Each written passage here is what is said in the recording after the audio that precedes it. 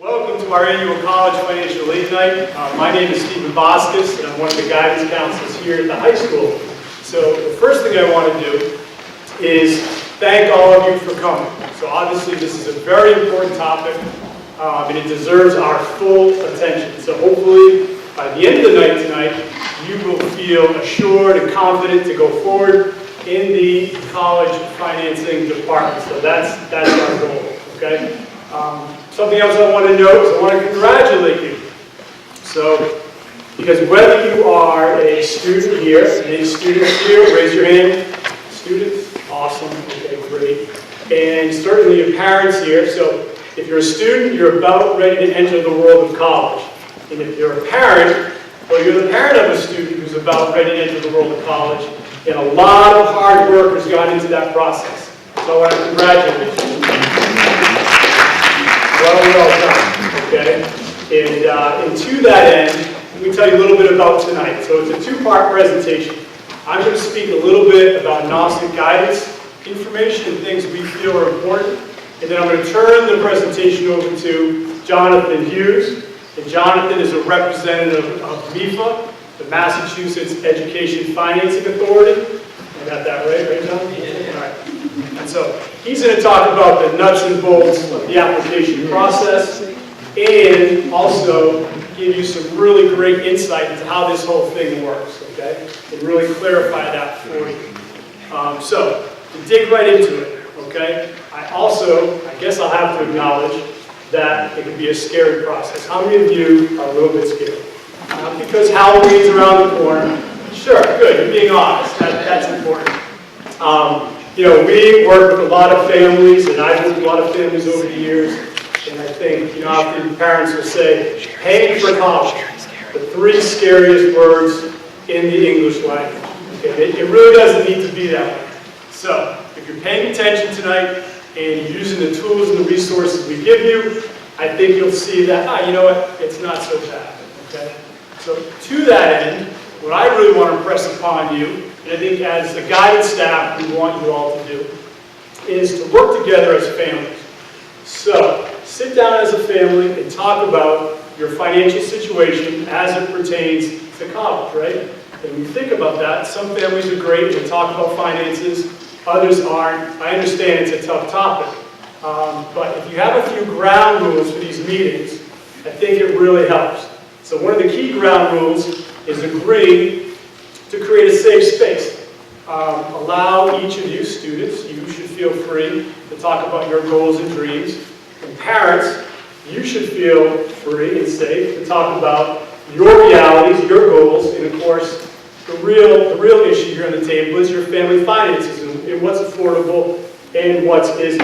Okay, so that's really important. When you do that, I find, and I think we all find as counselors, that the process moves along smoothly. One other important tip. I think this brings up, as I noted, it's going to be scary, but don't feel like you need to make rush decisions. You really have time. So if you're a senior and in college, it's right around the corner for you, okay, you still have 2, 3, or 4 months before you're going to receive those final financial aid packages where you're going to have those hard numbers and you're going to have to really make a decision. May 1st is the national deadline for actually signing on the dotted line and sending in that initial check. Okay, so you think about that date and where we are now, you have a lot of time. If you're an underclassman, any freshmen, sophomore, juniors here or parents, fantastic. Kudos to you for being here. You're going to have extra time to think about it, okay? So you should be all set. All right, now, for these meetings, you might say to Mr. Boskus, that's great, we're going to sit down as a family and discuss this. How are we going to do that? Well, obviously it's great to have some real hard facts and figures. And what we have, and you all have as a great tool, is a net price calculator. So some of you may have heard of it, some of you might not have heard about it. But net price calculators, in a real simple form, are simply an opportunity for you to enter your family's financial data into a website, right, into the actual calculator, and it's going to spit out for you an estimated cost of attending a specific school. So it might not be perfect, there's so many factors as you learn tonight, but it gives you a great sort of foundation to start with. So when you sit down as a family and you talk about the colleges you want to go to, you'll have a real good idea of some of the costs, and that can be super helpful. Now, when you came in, if my guidance staff was on the ball, I think they were. Hopefully all of you have a handout. Okay, I just want you to grab that from it and take a look. On one side it says, right at the top, the title, Review of Steps to Financial Reaches, Financial Fits, and Financial Balance. And really that title says it all, okay? I know if you're a senior here, you're going through the college selection process, and you're working on picking maybe 5, 6, 7, 8 schools to apply to. So in that process, you wouldn't be applying to all Ivy League ultra-competitive schools where only maybe 4 to 7% of the students are accepted, right? So in the financial aid sort of concept or world where you're applying to schools, you don't want to apply to schools that are all just incredibly expensive. And I don't know what the sticker price out there is this year. The highest one's probably the $70,000 range, okay? So you don't want to apply to all schools like that. You want a balanced approach. So I like the way they phrase this. It's just like the college process. A couple of expensive schools or really competitive schools to get into, then a nice solid group of schools that are financial fits. Like, okay, you know, let's take a look at the numbers. Let's use a net price calculator. Yeah, you know, I think our family can afford that school or these group of schools. Similarly, if it's a college process, you're saying to yourself, yeah, my academic profile fits these schools. I should be able to get into them. Okay? The other category are the fallback or the safety schools. So academically the same thing. Obviously our community colleges are the ultimate fallback because all you need to have is a high school diploma. Parents, rest assured, it's a college for everybody. Okay? So, but financially they're least expensive. So that's a great option. So just keep those things in mind when you're going through the process. All right, flip over to the front real quick. My last major topic. If you look, there's a lot of information here on both sides. There's a lot of information. But so take time, process this, take a look at this over the next days and weeks. But the second paragraph, I just want to draw your attention to NRHS-specific financial aid information. And what you're going to see in the very first line, it's going to talk about your students' Navient homepage. Now, if you're freshmen or sophomores, you may not be familiar with that. But the guidance staff over the next few weeks and months will introduce your students to this. It's the program we use to deal with everything about colleges, career planning. It's an amazing tool that has a lot of information.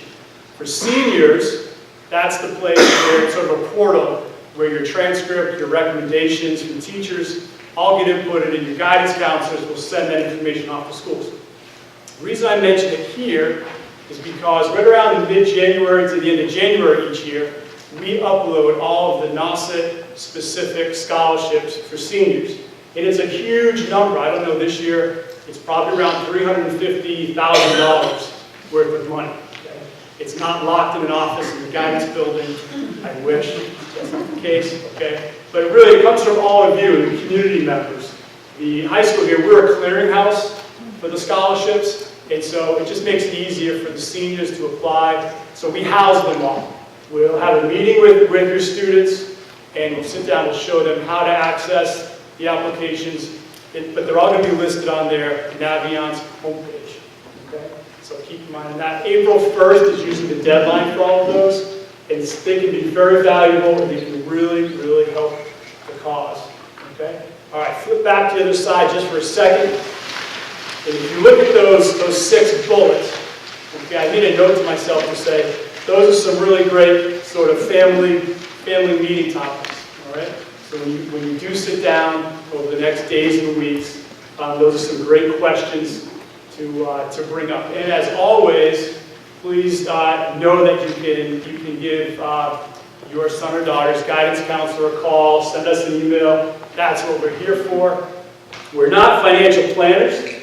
We're not financial experts. We don't give that kind of advice. But we are counselors. So we love to talk and hopefully listen and hopefully give some pretty good advice. Okay? So that's my part for tonight. Thank you very much, Jonathan. Just take over. I want to thank Mr. Boskus and and everybody here tonight. I thought that was really good advice that you gave, and particularly the part about creating a safe space and having open lines of communication between student and parents when it comes to what the student may want and what's doable for the family in terms of finances. So I can tell you, I have worked for MIFA for over 15 years, and so many phone calls could be avoided if families had that discussion before they started the college process rather than in the middle or during or afterwards. So I think it is really important to keep open lines of communication between parent and student at this time. So I wanted to say hi, my name is Jonathan Hughes. I'm here from MIFA. This is college financing, so this is all about paying for college. I know I have a lot of parents here who are the parents of seniors and juniors and sophomores and freshmen, and that's great. And you actually took one of my favorite things to do, which is to ask for a show of hands of who feels pretty good about paying for college, and of course, almost nobody raises their hand ahead of time. So I'm used to that, and hopefully by the end of this, you'll feel better about it, or at least have some of the worry taken away, because the process can be a real mystery. So we're going to help clear some of that up tonight. So this actual presentation should run about 45 minutes to an hour or so. If you have questions, I'm going to go through a lot of information tonight, so I don't expect you to retain every bit of it. If you have questions as we go, just raise your hand and I can help answer that. I'll also be here after the presentation if you have any questions that you don't want to share in front of everybody. After every one of these, I'm here for about a half an hour, so don't feel bad about that. My wife's mother is staying with us tonight, so I can stay out as long as I need to. Such a thing, but before I start, I'm going to tell you a little bit about MIFA. So MIFA is the Massachusetts Educational Financing Authority. We were created back in 1982 by the Massachusetts State Legislature, and we were created with a public service mission to help Massachusetts families to plan, save, and pay for college. So when we were created, the first thing that the only thing that we were created to do was to offer a loan, which we still offer. But since 1982, of course, as costs have gone up, simply offering a loan is not going to be enough to help Massachusetts families to pay for college and to save for college. So we've added some savings programs, the U Plan and the U Fund, so a prepaid tuition program and a 529 program. And we do a lot of sort of educational events and outreach like this. We do college financing seminars, we do college admission seminars on how to pay for college once you do get your financial aid award letter. Everything I say tonight, as I said before, I don't expect you to remember every bit of it, but this is on mifa.org. Everything that we do in seminar format is also on webinar format, so you can go and watch that whenever you have a minute if you wanted to. Or these slides themselves are actually on mifa.org. In addition to that, you can sign up for our emails. We'll send you 1 or 2 a week based on the age of your child or children with information that's going to be relevant to you based on the content. So, your 17-year-olds are going to get a different email than your 15-year-olds will or your 13-year-olds. But we're not going to spam you with flood your inbox full of junk. It's just 1 or 2 a month with some hints or tips or deadlines that you might want to be aware of. Also, we're available on Facebook, Twitter, LinkedIn, all that stuff. Anywhere that you need to reach us, you should be able to reach us. So you can call us, email us, follow us, and tag us on social or interact with us that way. So, you're not taking us away from our jobs to reach out after this. We're here after this for you. That is our job to answer your questions throughout this process. So, what are we going to talk about tonight? Well, first, we're going to talk about the types and sources of financial aid. So, financial aid is something that we talk a lot about. What exactly do we mean when we talk about financial aid? What is financial aid? And what different types are there? And what is not financial aid? Where does financial aid come from? Okay. The application process, how do you get financial aid? How financial aid decisions are made. So once you file your applications, who takes a look at that and how do they take a look at it and see what you're eligible for and what you're going to get for financial aid. We'll talk about once families do that process and they get their financial aid award letter and they've got a balance to pay, how can they pay that balance? Or how do people pay for college once they get to that point? And even though this is a sort of long and sometimes overwhelming process, there is a lot of help available. And there's a lot of free help available. So we're going to close out by referencing some free resources that are available to you that you can take advantage of. Okay, so starting off at the beginning with types and sources of financial aid. So what is financial aid? Simply put, it's money to help students pay for college. And again, that sounds overly simple, but basically there are three main types of financial aid. So there's grants and scholarships, which is the best kind of financial aid. It's free money, it's gift aid, it doesn't have to be repaid. So hopefully when you get your financial aid award letters from colleges, you see a lot of grants and a lot of scholarships there. The second is work study. Who is familiar with work study at all? Show of hands? Okay. Good amount of you. So if you're not, work study is a federal program where they allot a certain amount of dollars per school. And if you're eligible for work study, a student receives, a certain amount, usually on the smaller side, so $500. My wife is an undergraduate student right now at Lesley in Cambridge, and she got her $500 semester work study award, and she first it. So basically, it's some money set aside for the student to be able to earn by working a job on campus. So again, the student's probably not going to be working a lot of hours because they're in school. You're looking at probably 500, 100, $1,000, $1,500, $2,000, somewhere around there for work study.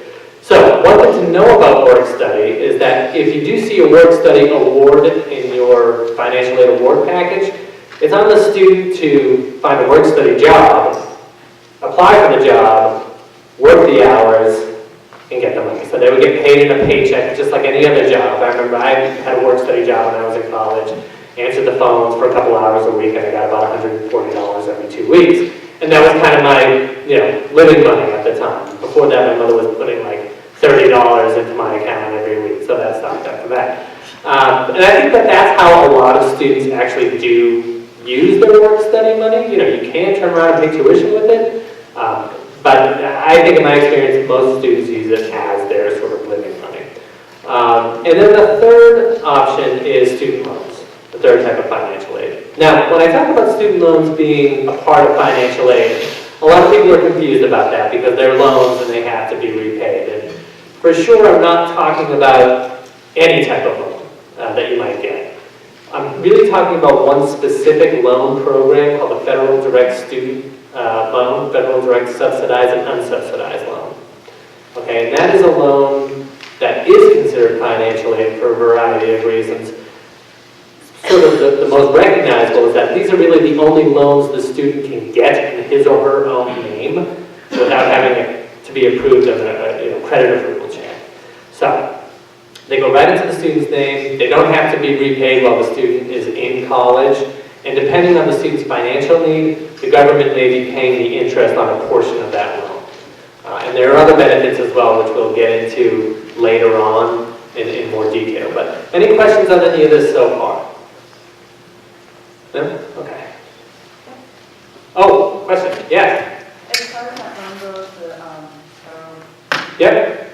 if they graduate and then they go on to a master's program, Yes. they paid prior to that? So that's a good question. The question, if you didn't hear, was if the student takes those loans and then they go on to graduate school, do they have to start repaying that? Is that while they're in graduate school? But this can be put back into an in-school deferment at that point, which is an important point because that's not always available with other types of loans.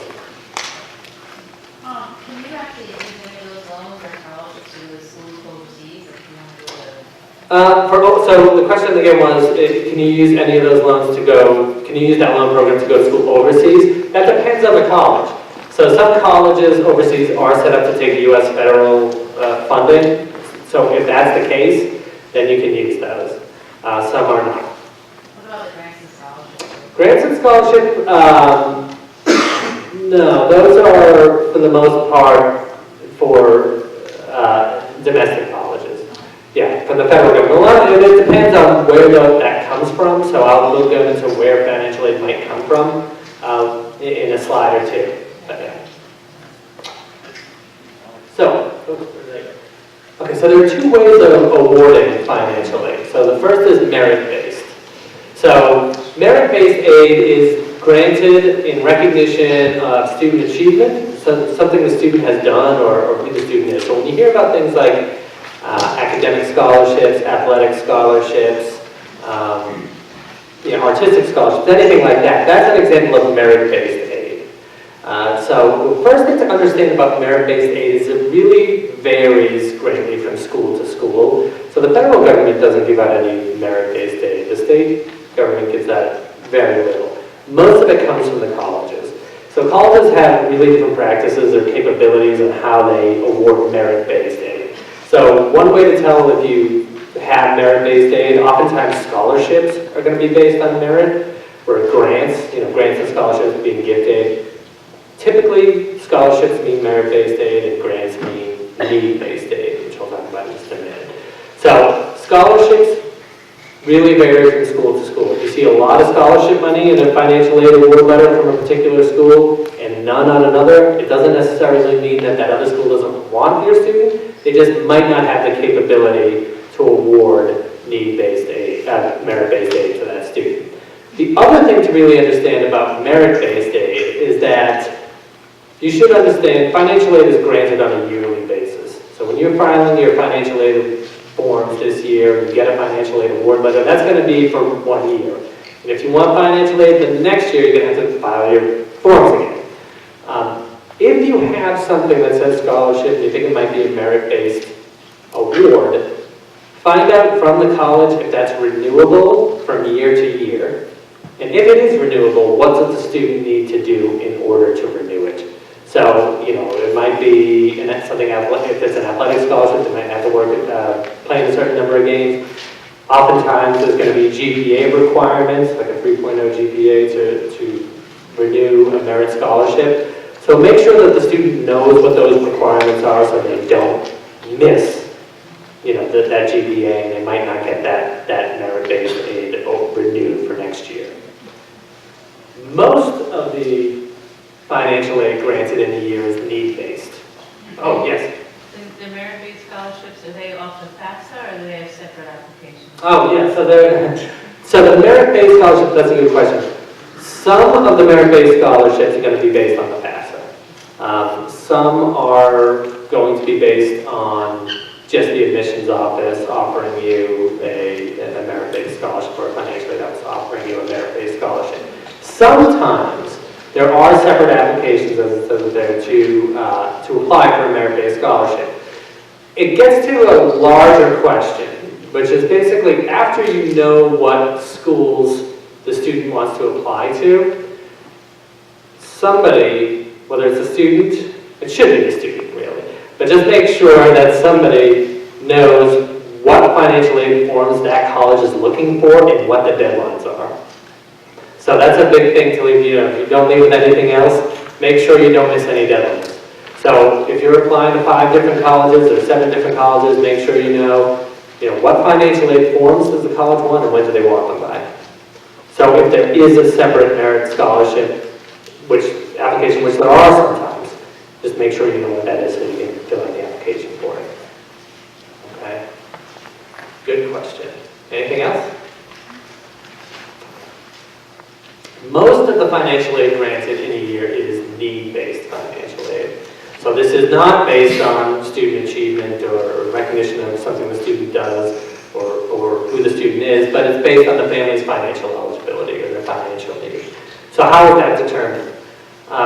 It's determined by a standardized formula, and certainly in the case of the FAFSA, which we'll talk about in a minute. Just curious, how many folks know the FAFSA or of the FAFSA? I've heard of it. Okay, a lot of it. So every college that you apply to and want financial aid from is going to get a FAFSA. So you need to send a FAFSA to every college student's applying to.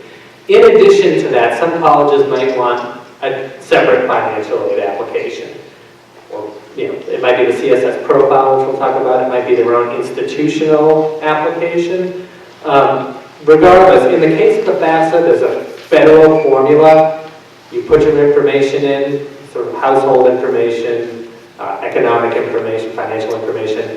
They'll put that through a standardized formula, and they'll come out with your eligibility for financial aid. Yes? Sorry, I always get stuff. I did get into a calculator and it asks for income. Yeah. Income before or after deductions and expensive. Okay. We will get into that in a few slides. I will answer it, but I just wanted to, basically it's your AGI though. So, adjusted gross income. And that's it. That is, after you file, there's a line that you, Yes, So you're going to list your adjusted gross income, your taxes paid, and a few other things. So, yeah, we'll get into that. So,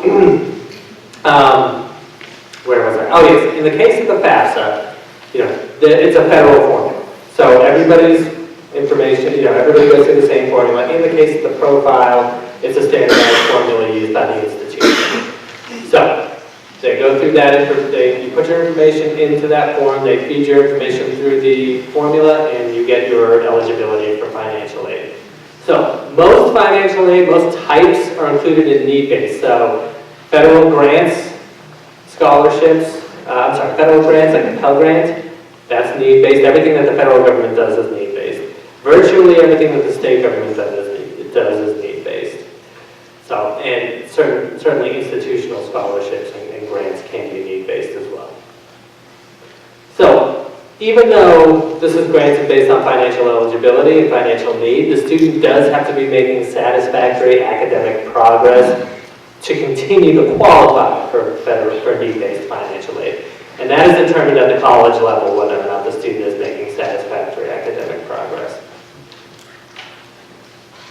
So I've touched on this a little bit, but these are the different sources of financial aid. So I've mentioned the federal government quite a bit so far. You've heard of things like the federal Pell Grant, federal student loans, work study is a federal program.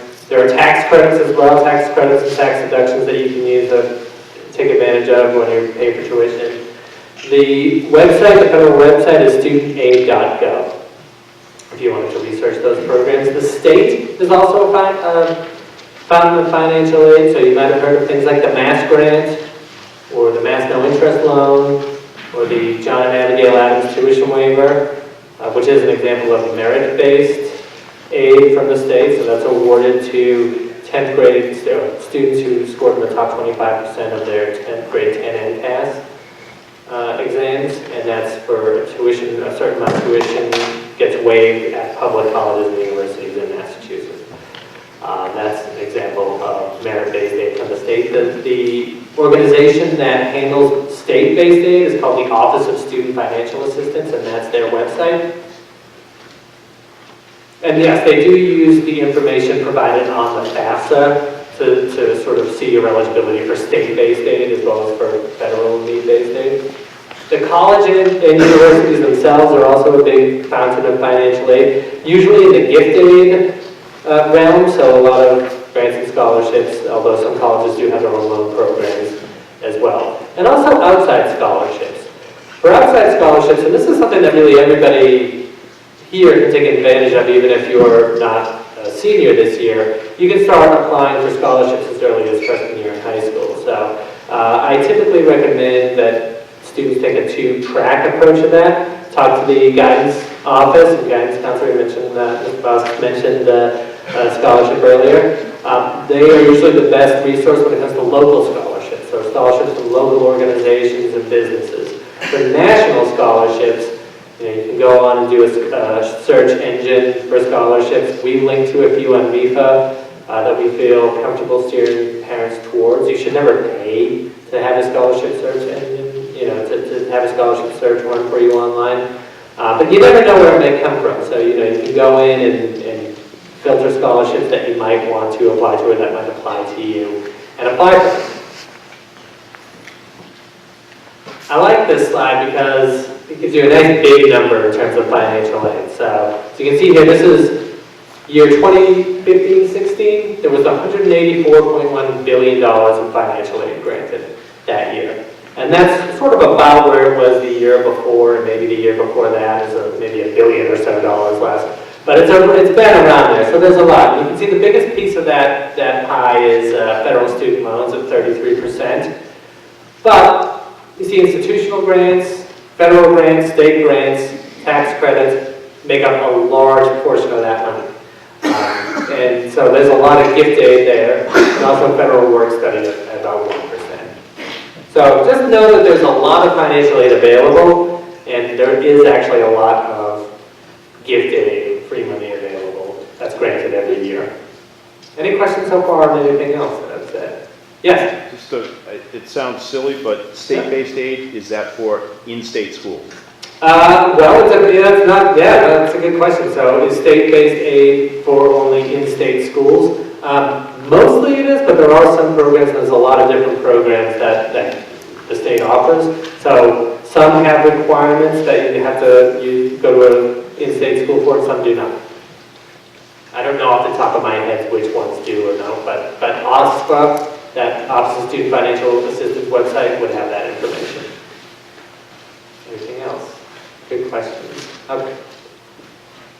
So, now that we know all this financial aid is out there and the different types and where it comes from, how do you go about getting it? So, again, really important thing to know is just the overall timeline of how this is gonna shake out. As I said before, if you don't take anything else from this, just remember, don't miss any deadlines, and so you know what colleges you're going to be applying to. Figure out what they need and when they need it by, and do your best not to miss those deadlines. And the reason is because if you miss a school deadline, it's a pretty good bet that you won't be eligible for financial aid from that school. I mean, it's a hard deadline in most cases. There's no federal deadline to file a FAFSA. You can file your FAFSA at any point during the year and still be eligible for your federal student loans and your federal Pell Grants. The deadline to file your FAFSA to be eligible for state-based financial aid is May 1st, but the really important deadlines are the school deadlines, so you really don't want to miss those deadlines. Yes? So if you're doing early action, Yes. it's due like now, Mm-hmm. is it for 2016?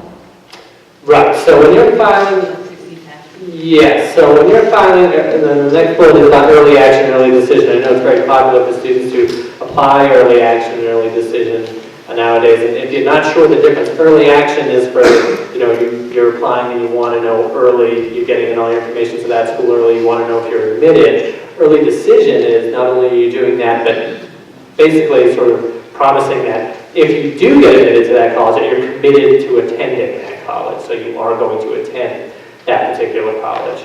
So that's sort of extreme. Early decision is for when you are absolutely positive you want to go to a particular college and nothing is going to dissuade you from doing that. They each have deadlines to be admitted. So I think it's November 1st, right? Yeah, the first and 15th. Yeah, for early action, early decision. And oftentimes, yeah, you need to get your FAFSAs and if they're asking for a profile in by earlier deadlines and regular admission. The FAFSA looks at income information from 2016. Yeah.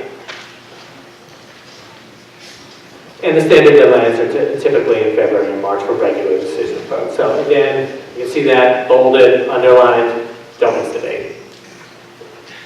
So the FAFSA is the big one because it's going to go to every college that you're applying to if you want financial aid. And you need to file it if you're going to get federal aid anywhere. So basically, it is the free application for federal student aid. It is a free application. You should never pay to file a FAFSA unless you decided that that's what you want to do. But it's a free application. Every year I used to get calls from people saying that they were asked to pay at the end of filing their FAFSA. And I think it's because I know it's because they went to the wrong website. So it's FAFSA.gov. There used to be a website that charged, I think the government had bought it and redirected it to FAFSA.gov. But just to let you know, it is a free application, so you shouldn't have to pay for it.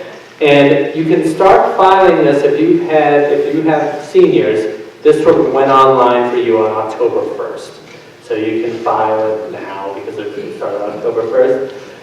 Before you start or as you go through the process, in order to finish it, you need to have what's called an FSA ID. So that's an ID, the parent needs one of those and the student needs one of those. So there needs to be two FSA IDs. The reason is because there's a student section of the FAFSA where they ask the student his or her information, and there's a parent section of the FAFSA where they ask the parents or parent their information. And each one needs to sign and sort of verify that all that information is true and submit using their FSA IDs. So you can go on, get your FSA ID, and then start your FAFSA. Or you can begin your FAFSA, but when you're reaching the end, you can't sign it and submit it without that FSA ID. Yes. So if you're divorced, there's 3? No, that's a good question. In the cases of divorced or separated parents for the FAFSA, only the custodial parent needs to file the FAFSA. Or if the custodial parent is remarried, it would be the custodial parent and the new spouse. But even in that event, only one FSA ID for parents. In the case of 2 parents, only one FSA ID. So student, parent info. Yes? When you started the application process, and I hear it's kind of lengthy, can you sort of put it on hold and go back to it later? Or Yeah. can you do it in one sitting? Yeah, no, that's a great question. So if you didn't hear the question, is if you start the process, do you have to finish it in one sitting, or can you leave and come back to it? Yeah, so one of the first things that you're going to do when you start filing the FAFSA, you create a sort of username, and that will save the information as you go.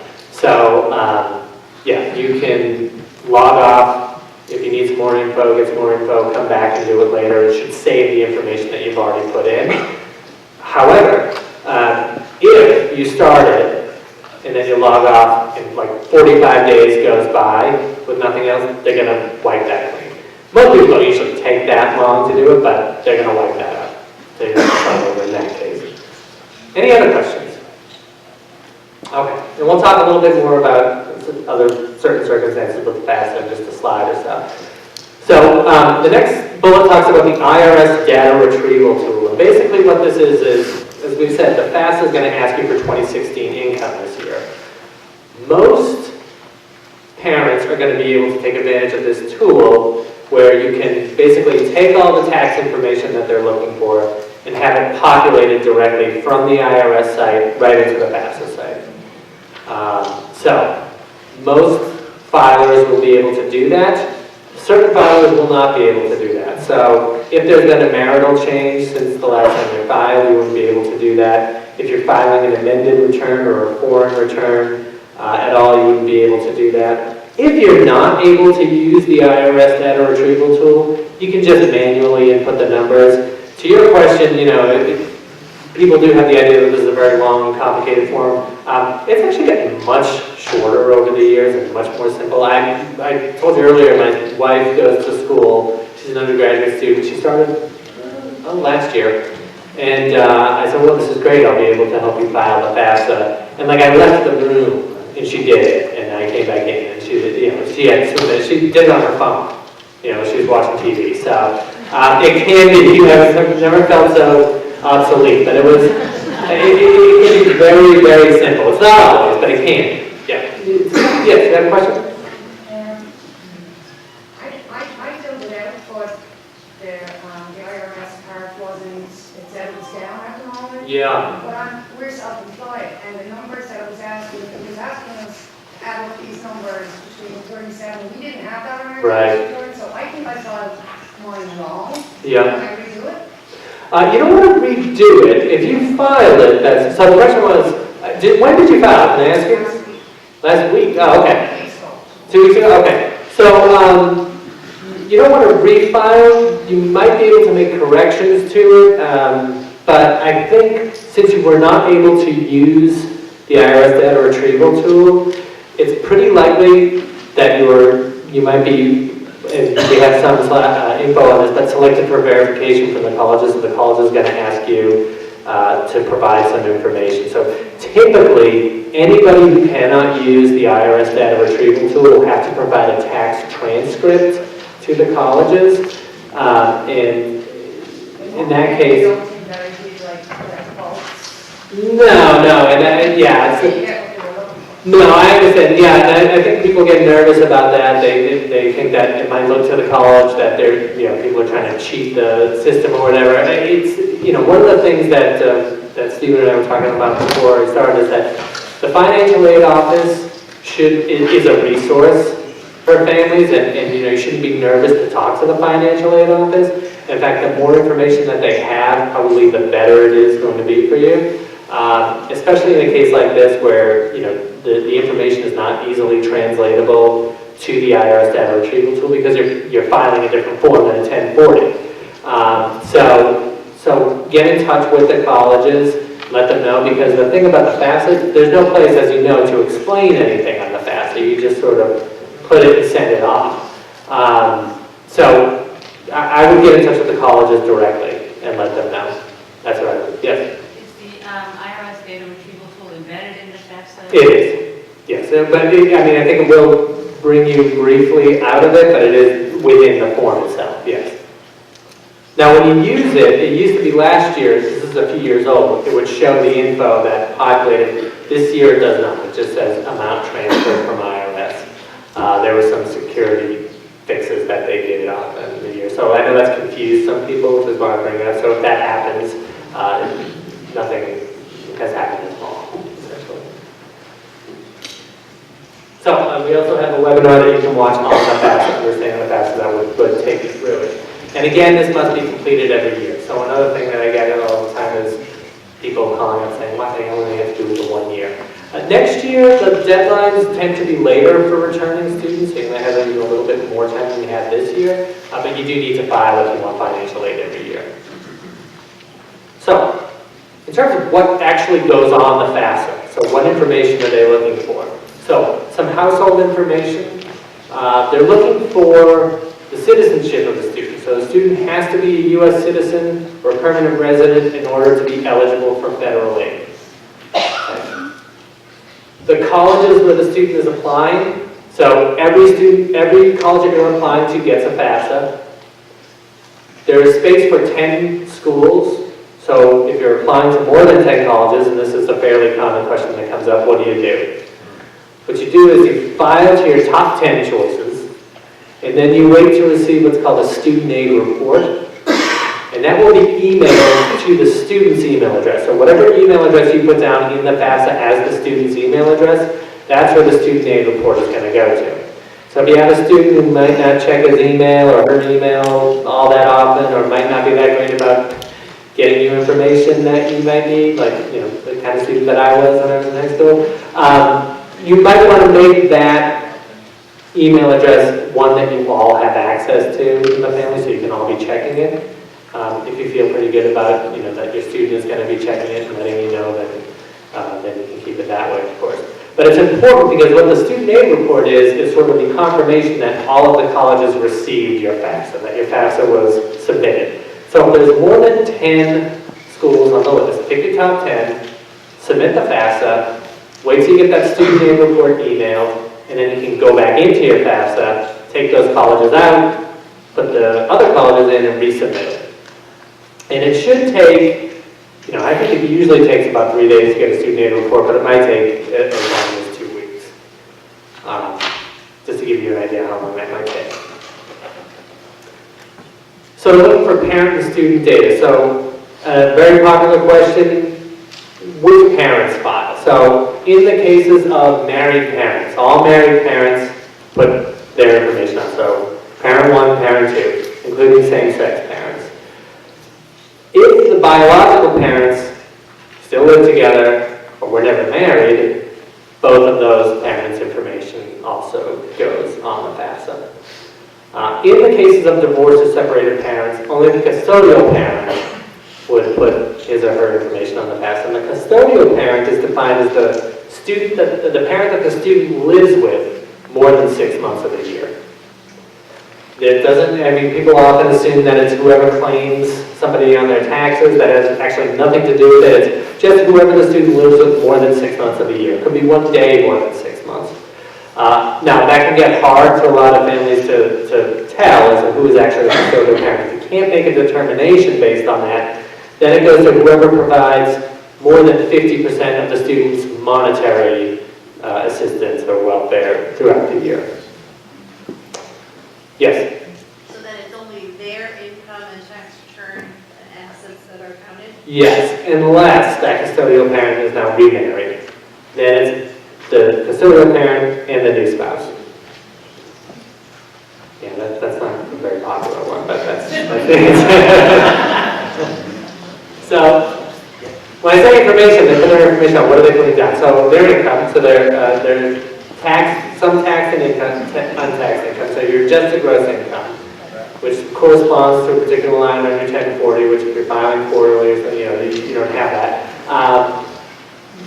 Taxes paid, that type of information. Some untaxed income they'll look at, so child support received, contributions, tax-free contributions to HSA account or a 401k account, things like that. So untaxed Social Security benefits are not looked at, for example. Assets. So this is one that's on a lot of people's mind. They're looking for student asset and parent asset. Student income and parent income. So, most of the time, the student doesn't have much income or any assets. So it's typically based on the parent's financial information, income and assets. Income they get from taxes. So assets, what does the federal government look at in terms of your assets? Well, I think it's important to state what they do not look at as an asset. So first thing they don't look at is your retirement. So they're not looking at your retirement accounts, yeah. They're not looking at the value of your primary residence. So if you own the home that you live in, that is not looked at as an asset. Any other property that you might own is looked at as an asset. Balance in checking and saving is looked at as an asset. Stocks, CDs, investments, college 529 plans, if you have those are looked at as assets. Two other things that are not looked at as assets that I forgot to mention are value of life insurance and the value of a small family business. So, Is there a criteria? yes, there is a criteria. It's a family business if the immediate family owns more than 50% of the business. And it's a small business if that business employs fewer than 100 full-time employees. 0 or 1? What's that? If you do 0 or 1 employee? Oh, yeah, you don't put that, yeah. So if fewer than 100, 100 full-time employees, that, NEFA wouldn't qualify as a small business. And so it can be a pretty big, small business, is what I'm trying to say. Okay, now, since every college that you're applying to is going to get a FAFSA, but some colleges might want an additional form. The most common of this is called the CSS profile. It's required by about, I think, over 400 colleges throughout the country. And the reason that a college might want this filled out is because they don't use the federal methodology when they're determining their financial aid. So they're giving out a lot of their money. They use their own methodology to determine your need. They want to use their own formula, not the federal formula. Unlike the FAFSA, this is not a free application. It costs $25 to submit your CSS profile to the first school, and $16 to each additional school. There are fee waivers that are available, and as you move through the form, when you're putting in your income information and asset information, the form will actually calculate whether or not you're eligible for one of these waivers or not. So this as well became available October 1st. Again, the deadline is very important. I told this story twice now this year. I just heard it myself. Not to scare you, but especially with the profile, you definitely don't want to miss a deadline. There was a school not in Massachusetts that this family missed a profile and they were not allowed to submit it after the deadline for the next 4 years. They weren't allowed to submit one. So, just know that the deadline is very important. You don't want to miss it. Even if you're not sure of the information, submit the form. Yes? Do they tell you that they want you to fill out one of those? Yeah, so what you would do is you have to go to the financial aid webpage of the college and they will say, this is our FAFSA deadline, this is our CSS deadline. You can Google a list of colleges that want it, but I think the best way to do it is to actually visit the webpage of the college themselves to see what forms they require and what the deadline is. Jonathan, with the profile, you say it's not our state universities.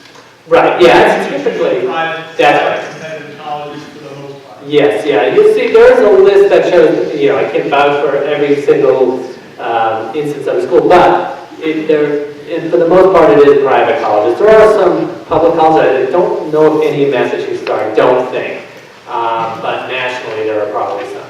But yeah, for the most part it's private colleges that require the CSS profile.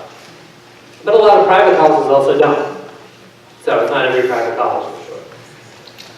Also, unlike the FAFSA, in the case of divorced or separated parents, most often the colleges will want information from the non-custodial parents in the case of the profile. And they'll ask, the profile is really, when you say the FAFSA is really long and intense, the profile is more intense than the FAFSA. They'll ask things that the FAFSA won't ask. So they'll ask about the value of your primary residence. They might ask you to put down what you have in your retirement. Not that they'll necessarily use that information in their calculations, but they do want the information. And it's difficult to answer questions across the board on the profile because really the profile can be tailored by each school that uses it. So even to the extent of a particular college adding questions or taking questions off. So if you have questions with the profile, you can call us and we can help you. But oftentimes, the best way to get a question answered is to talk to the financial aid office at the particular college that is handling the profile. But we do have a webinar on it, and that's the registration. You can click on that link. So there might be institutional financial aid applications as well, and once again, to just reiterate, just make sure you know what the college is looking for and the deadlines. So after you apply, what happens? So let's say you file your FAFSA, the college goes to the Federal Processing Center right away. One thing you'll get right away is your expected family contribution, which we'll talk about soon. And the federal government gets that information. That's sent over to the state.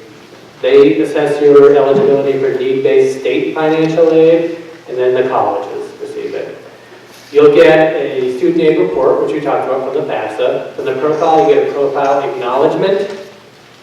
The one thing I can say about the profile that is good is that, unlike the FAFSA, and I'm thinking about your example here, there is a section to put special circumstances on the CSS profile. So if you wanted to say, I couldn't use the IRS data retrieval tool, here's what my income is. If you've got an inheritance or something and it makes it look like your income is $20,000 more than it actually is, make sure you let the colleges know on the CSS profile. You can put that right at the end and say, this isn't my real income, it's not usually like this. So there is a place to put special circumstances. For the FAFSA, you have to reach out to the financial aid offices directly. So, and colleges may request verification. So in the case of somebody who cannot do the IRS data retrieval tool, or if they see something that doesn't make sense to them, they're going to request some backup information to help figure that out. Sometimes it's just a random selection for verification. Some colleges select everybody for verification. They want them to get some information just so they can verify all the information that was put on the FAFSA or some of the information that was put on the FAFSA. Doesn't necessarily mean if you've been selected for verification that you made a mistake. Although if you are selected for verification, they'll spell out exactly what forms you need to get to them or what documentation they need. My only real advice on that is to do that as soon as possible because the college will not be able to finalize your financial aid award until they get that information.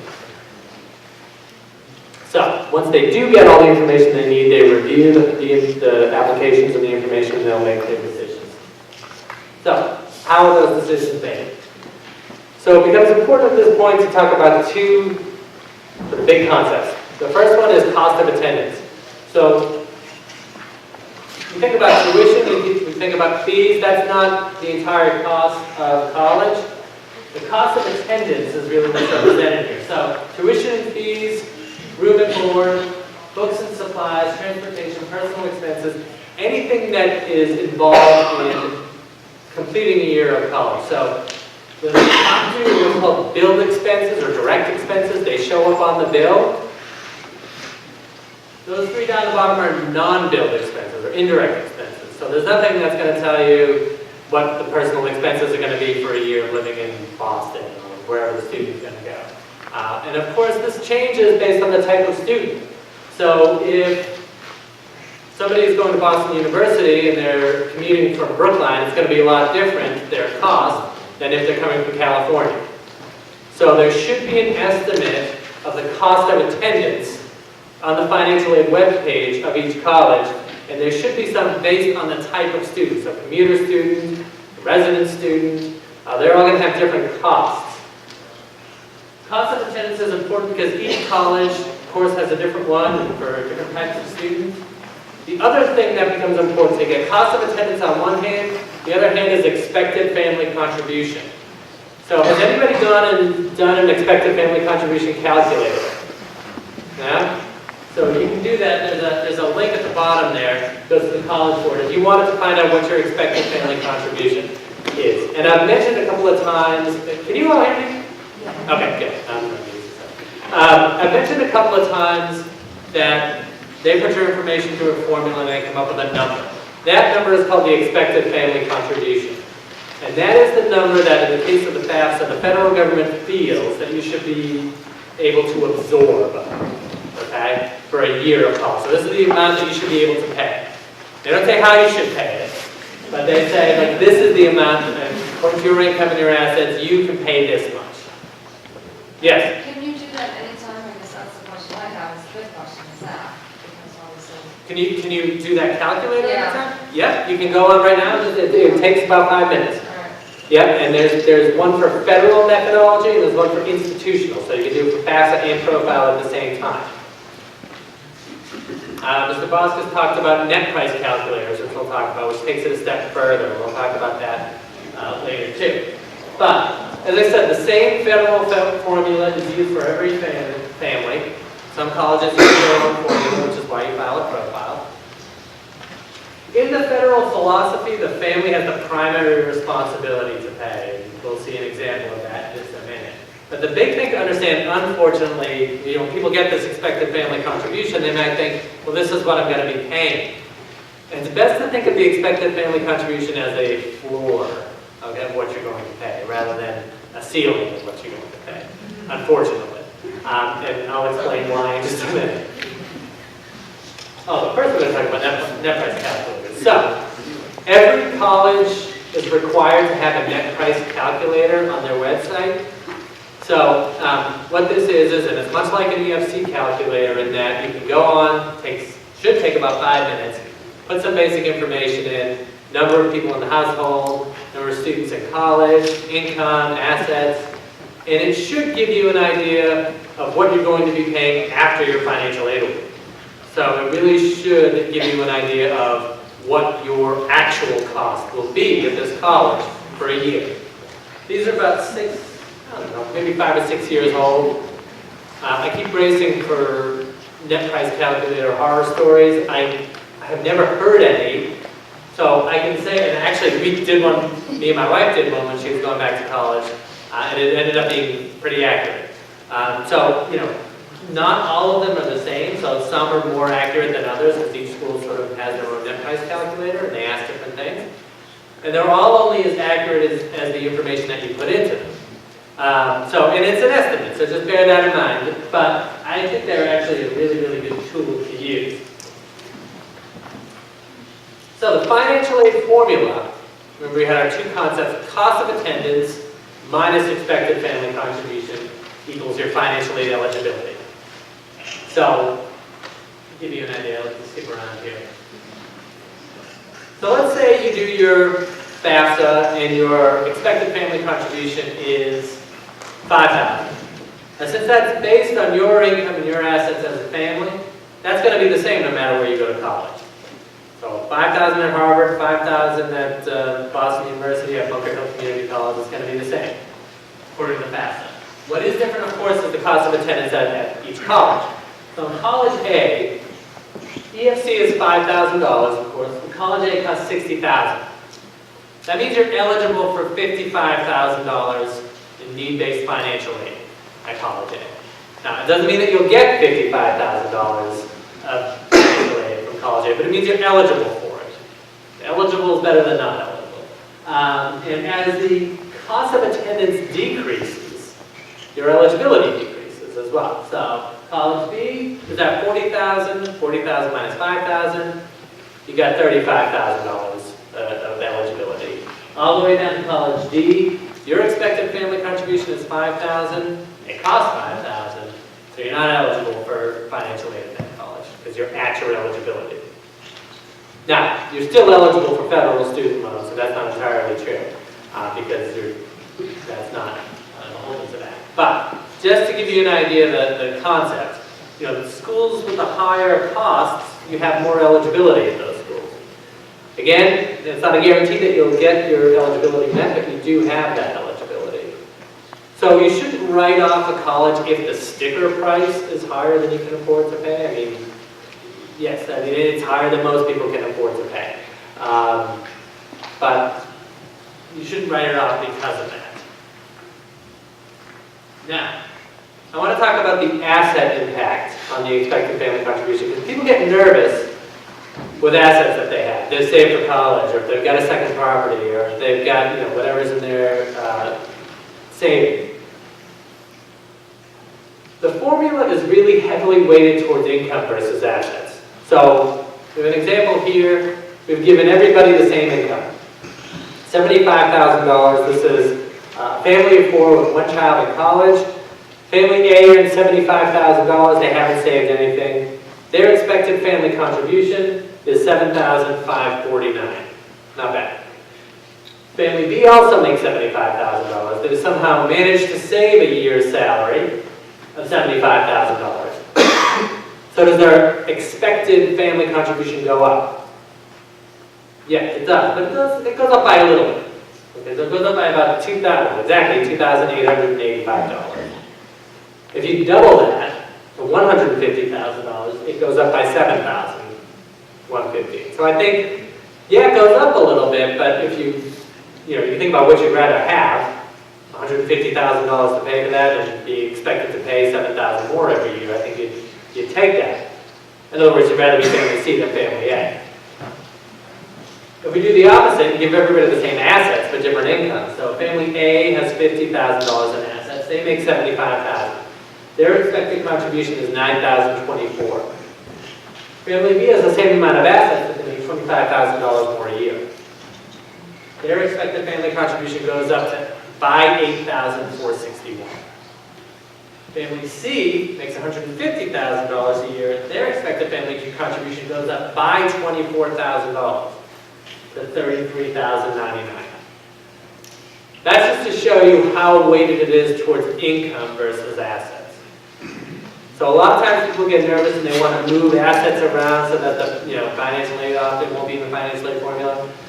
You can do what you can try that, and you can, if people are concerned with that, that's okay. But in the grand scheme of things, it probably is not going to matter all that much. It doesn't have much to do with your expected family contribution. In fact, I can tell you the total parent assets, the most they'll take out of parent assets is 5.6%. They'll take 5.6% of the total assets and say that's what you can pay towards college for you in the formula. So, let's say we're going to this college, I got a cost of attendance at $40,000. Our expected family contribution is $5,000. So we've got this barrel that's $40,000 deep. We have to fill it. Anybody know what the first thing that goes in is? I'm going to guess. Expected family contribution. So your contribution is the first thing that goes in. So this is what I meant when I said that the family has a primary responsibility to pay. Before anything else, the expected family contribution goes in. Now let's say we got a scholarship for $9,500, a grant for $13,500, a federal student loan, so this is also financial aid, at $5,500, which is the freshman year loan limit. So when you file your FAFSA, student pretty much is eligible for federal direct student loans just by filing a FAFSA. The amount that they're going to be eligible for is this $5,500 as freshmen. Work study, got a nice big work study award for $3,500. So pretty good, but we have unmet need. So we were eligible for $35,000 in financial aid. We got $32,000. This is what I mean when I say, even though you're eligible for it, you might not get everything that you're eligible for. There are some colleges that do make it a matter of policy to meet what they call full need. So that if this is a full need school, and that your student was approved to go there, you weren't going to be responsible for anything more than your expected family contribution. There are colleges that do that for all of their students. There's a list, you can Google it, 100% full need school or 94% full need schools, I don't care about that way. But even colleges that don't do it as a matter of policy for every student, there's still a possibility to have your full need met. Or in this case, even if it's not your full need, it's a pretty good financial reward. But, so you're really responsible, not for 5,000, but 5,000 and 3,000 or 8,000. If you even want to get a little more technical than that, work study, 3,500, that's not placed against the bid. That doesn't go against tuition because the student's got to earn that money and work it throughout the year to get it. So that money's not been received yet. So if you got to finance a balance looking at this for a year, your amount, 8,000 or you want to cut it that way, 11,500. Any questions on that? Yes?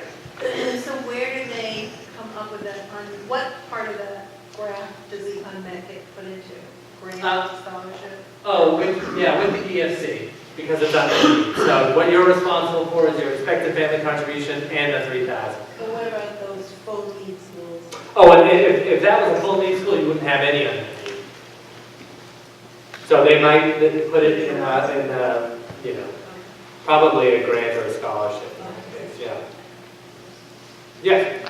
5,500 federal loan, is Yep. that every year? That's a good question. So for freshmen, that's 5,500 is the loan limit.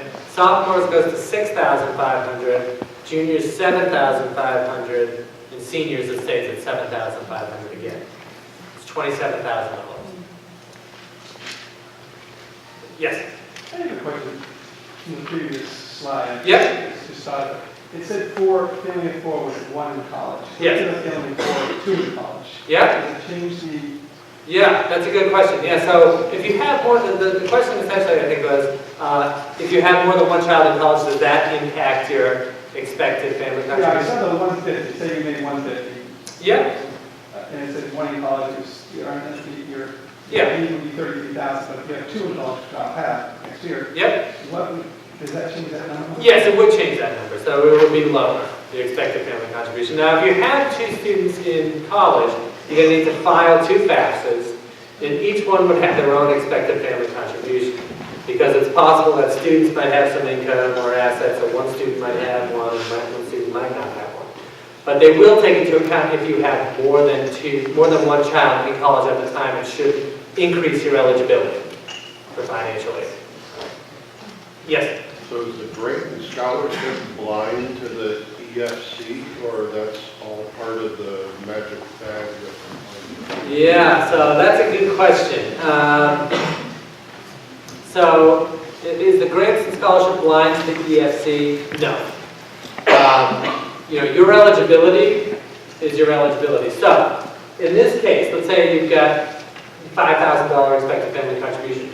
If you got a grant for, let's make it easy on me, $35,000 grant, you're at your eligibility.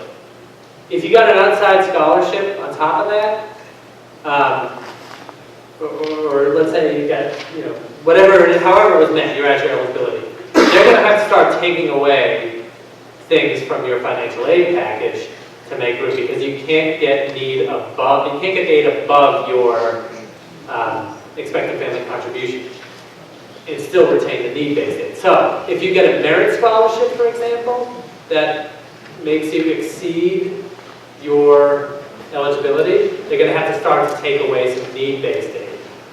Now, that's kind of a bummer, right? But you can talk to the college, and hopefully they can reduce loans versus grants or scholarship for work study. I think most oftentimes they'll do that. If you have something like a full academic scholarship, it doesn't matter, right? Because they can take away all the need-based aid they want, you're still covered. But yeah, I mean, it does get sort of tricky at that point.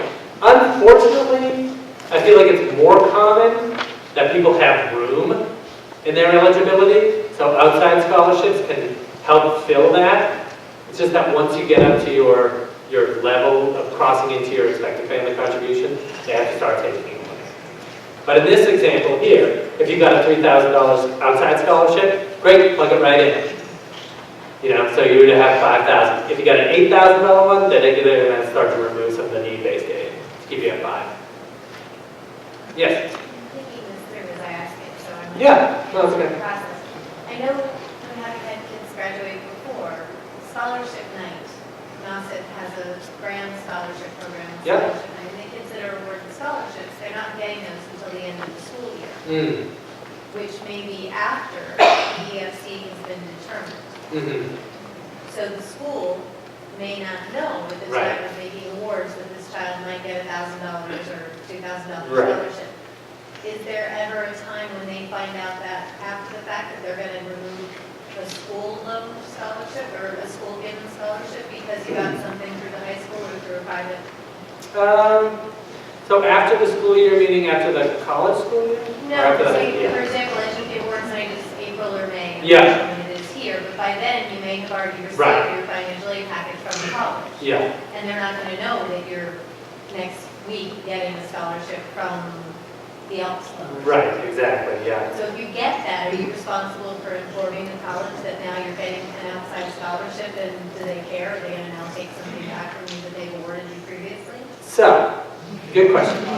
Was that, you going to answer part of that? Yeah, go ahead. Some of the scholarships, it's a great question, some of the scholarships are, you know, the check is written right out to the student's name, and some of them are written out to the actual college they're attending. So before that night, the guidance staff will be finding out exactly which school all the children are going to. Because that night, it's announced what school we're going to, and some of those checks are written out that way. It just depends how each scholarship is yeah. That's a good, thank you very much. Yeah, definitely. In a more general, just some schools. yes, yeah. In a more general sense, you know, are you responsible to let the colleges know if you got outside scholarships? Yes. They want you to, they want you to tell them. Yeah.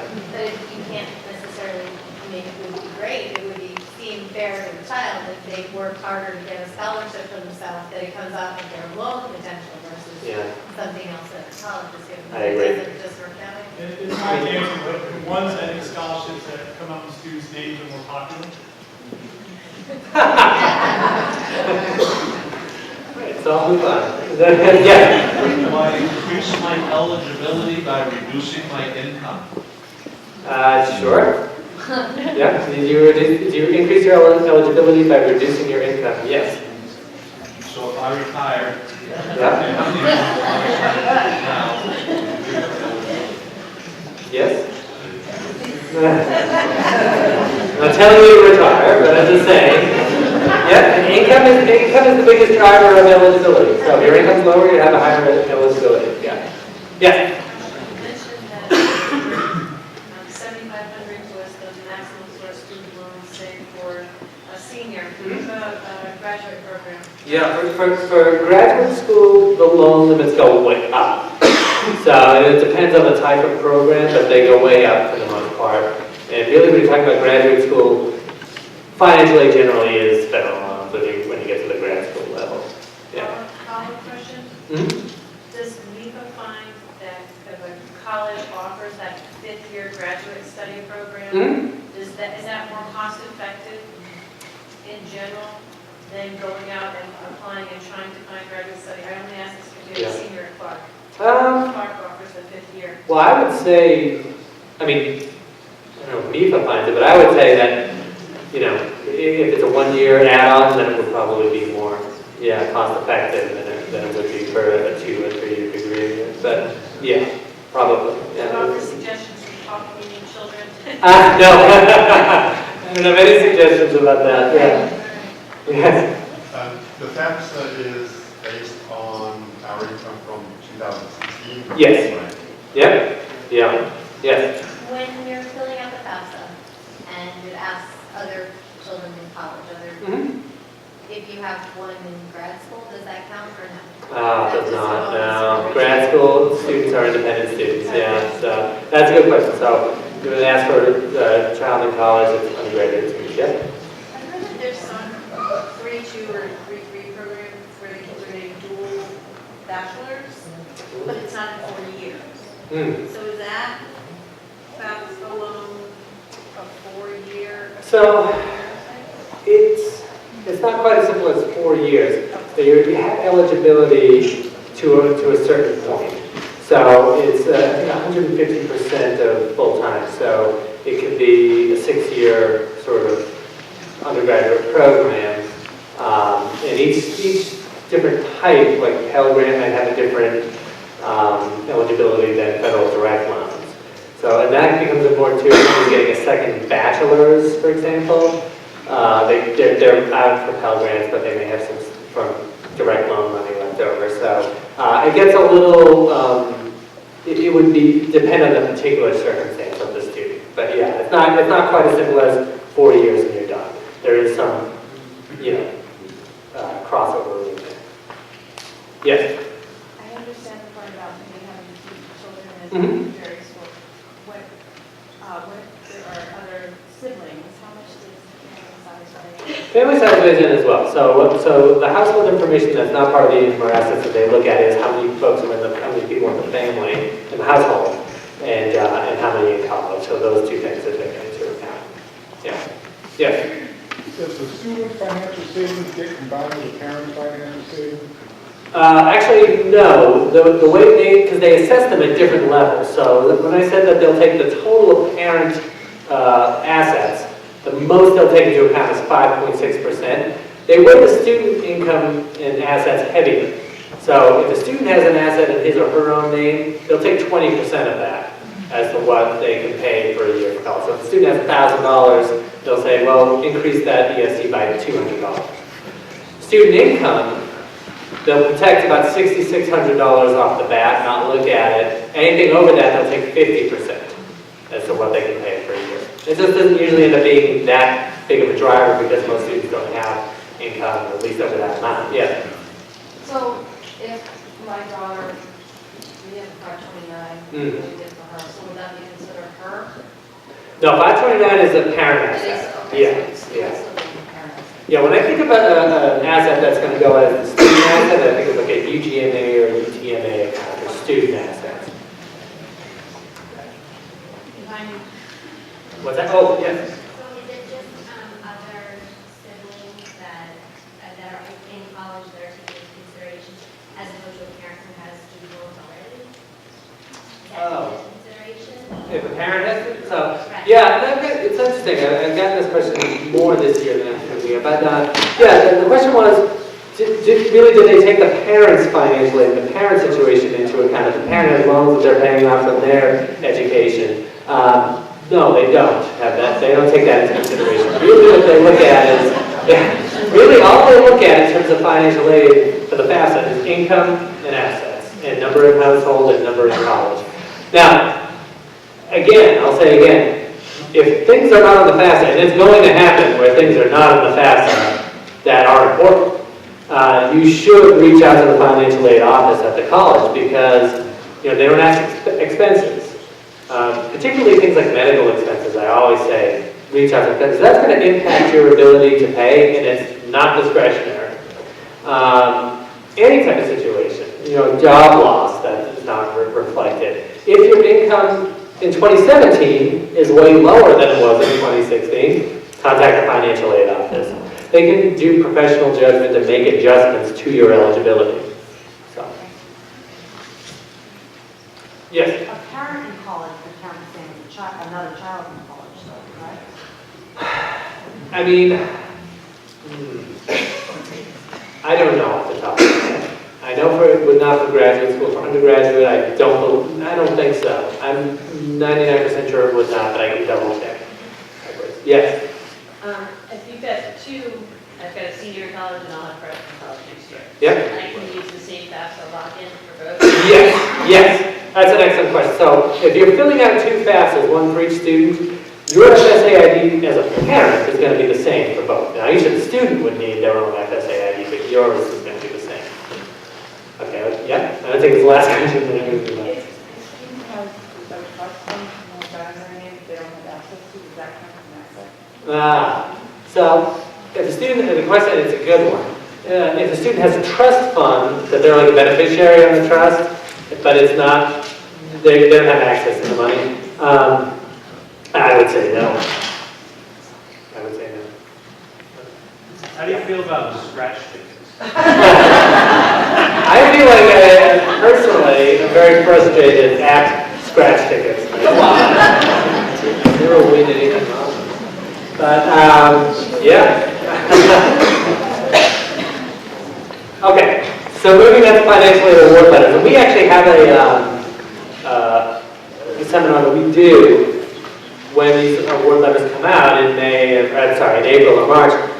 We have people sort of bring all the financial aid award letters that they got, and we sort of help people make sense of them. It can be tricky to make sense of them. I mean, my wife had one, and we sort of looked at it like, okay, you know, you turned on scholarship and grants and loans, okay, but what's left? I don't know what I have to pay. Things like that are common. So if you have more than one, even, it gets trickier. But basically, you know, even if your eligibility is the same at all three colleges, it's not exactly mind-blowing concept, but you're going to have different financial aid awards. So here, college A, B, and C. College A met your full needs. So they gave you $26,000 in grants and scholarships. You had $35,000 in eligibility at all of them. $26,000 in grants and scholarships, $5,500 in student loans, which is the same across the board, because that's your loan limit. Work study, $3,500 at each. The difference comes in grants and scholarships. So $26,000 at college A, $23,000 at college B, and $18,000 at college C. So met your full need at college A. So your total cost is going to be $5,000 there. College B, $5,000 plus $3,000 is $8,000. So they almost met your full need there. The college C really didn't. So you're going to be a $13,000 balance there. Everybody see that? Okay. Now it gets a little trickier because different colleges package financial aid differently. So if you're just looking at what you're eligible for in the bottom line, it looks like you got the same thing everywhere. You're at $35,000 once again. You skip down to the bottom. Well, unmet need is $3,000 at each school. Financial aid packages are very different. College A, $23,000 in grants and scholarships. $13,000 at college B, and $0 at college C. Student loans all the same. It's a parent loan. So what happens is some colleges, and this is a controversial topic among financial aid people, but some colleges actually put loans on their financial aid award letter, which is can be confusing. The one that they do it most often is called a PLUS.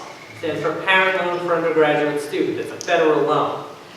Now, there's nothing wrong with a PLUS loan. It's a perfectly good loan to take as far as parent loans or alternative loans or loans where you can fill balance or concern. But it's not financial aid. So it's not, you haven't been granted a PLUS loan if it shows up there. You have to apply and be credit approved for a PLUS loan. And parent loan for undergraduate student means it's a parent's loan. So the student's not anywhere on that loan. You as a parent, that's your loan, it's your debt. And you have to be credit approved for it. And all those things that make federal direct student loans financial aid are not necessarily present with PLUS loans. So just know that. So look at this. You know, really college C, if you skip down to the bottom, it says you might get $3,000 of unmet need, not so bad. But $26,500 in a PLUS loan. So if you're looking to finance that amount, it starts with $26,500. You throw your $5,000 EFC on top of there, $31,500, and then $3,000 in your unmet need. That's year one. Okay? So just be aware. Which brings us to paying for college. Everyone's favorite part, paying for college. So once you're through this process, let's say it's March or so, April, you've done your financial aid applications, you're getting your admissions decisions and your financial aid award letters back from colleges. Let's say you've got a $20,000 balance after financial aid, which is fair, not unheard of. There's really only 3 different fountains that you can draw from to pay that bill. So past income, meaning any savings or assets that you may have.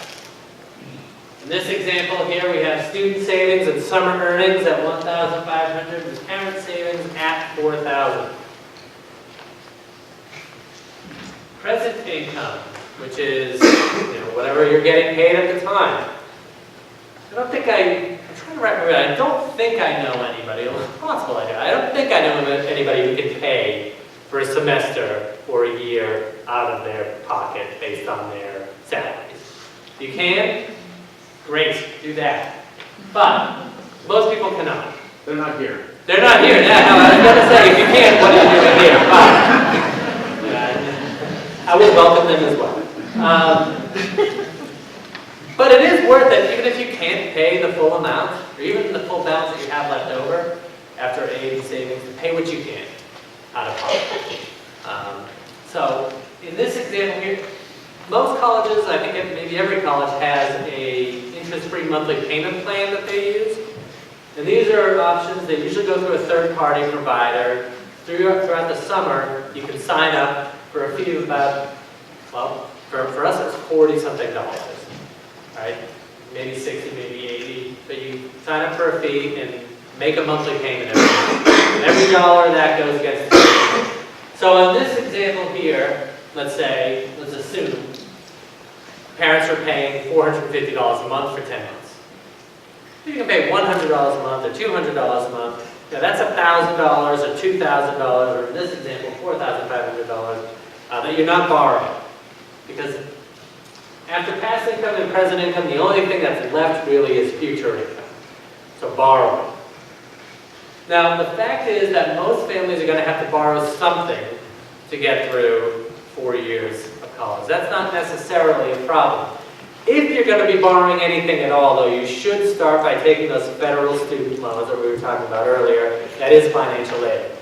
That's maybe the one thing that we recommend everybody do. If you're going to be borrowing anything at all, start by taking those. Max those out first. So let's say here, you've got a balance of $20,000 that you have to pay. This example has parents using a bit of past income, a bit of present income to get that down to $10,000. So the choice really might be between borrowing $10,000 or borrowing $20,000.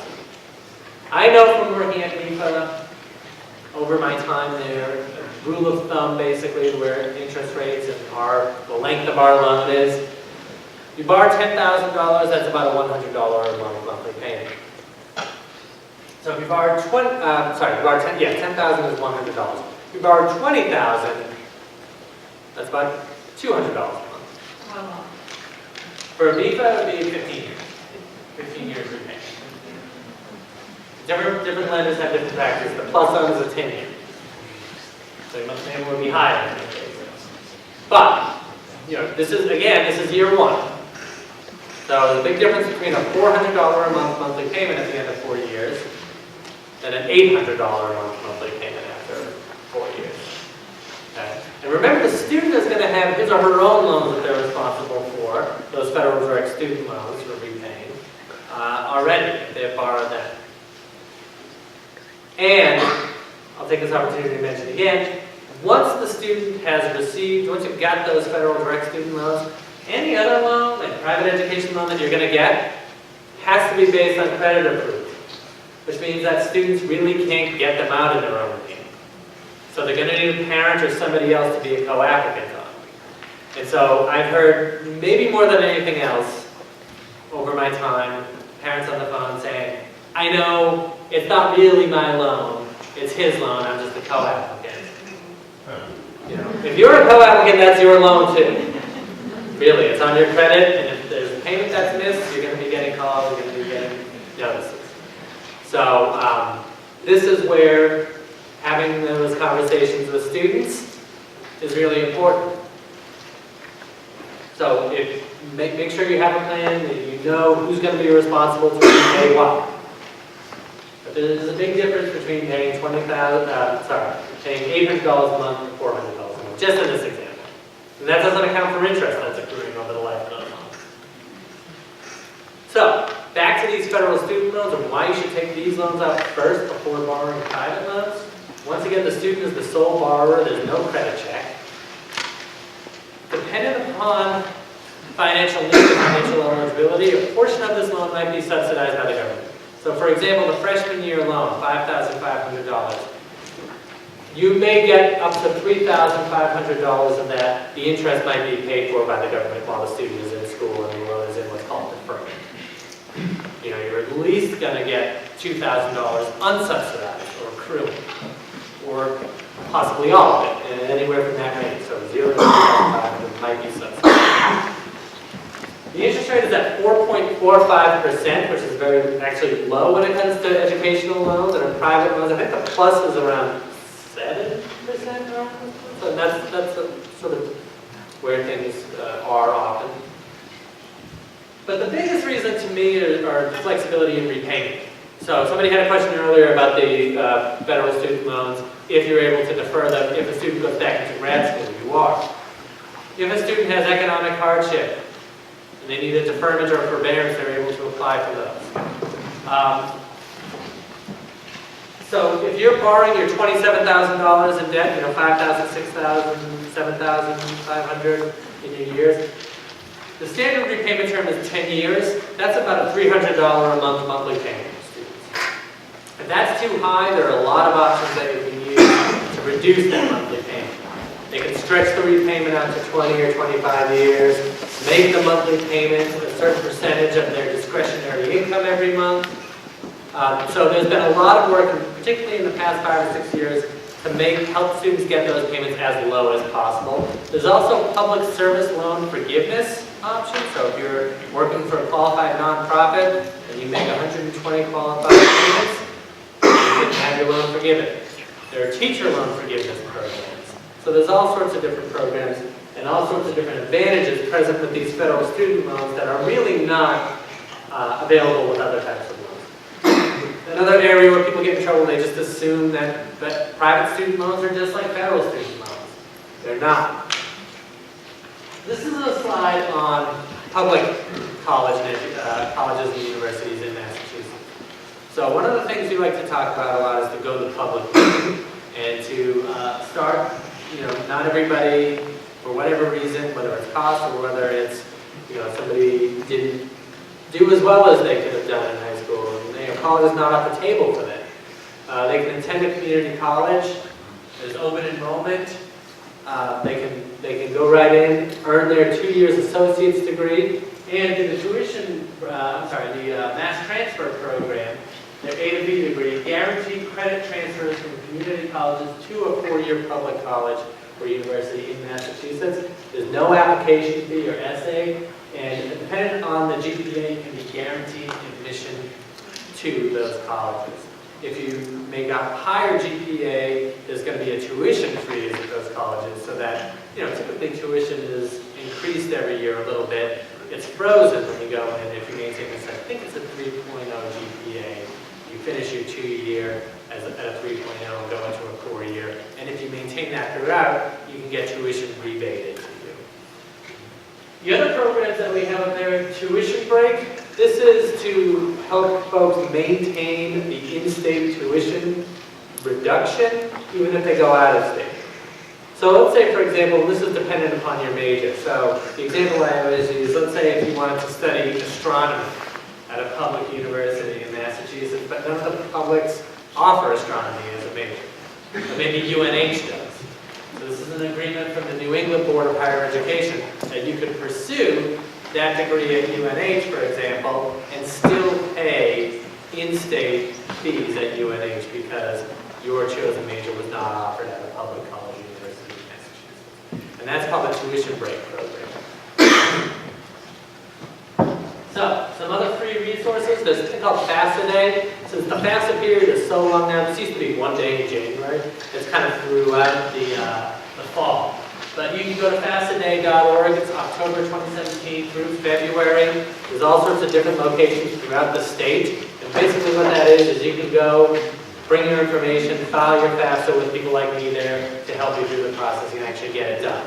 There are also 6 educational opportunity centers throughout the state where you can go and do that at any point during the year and also get whatever type of assistance you might need through the college financing process.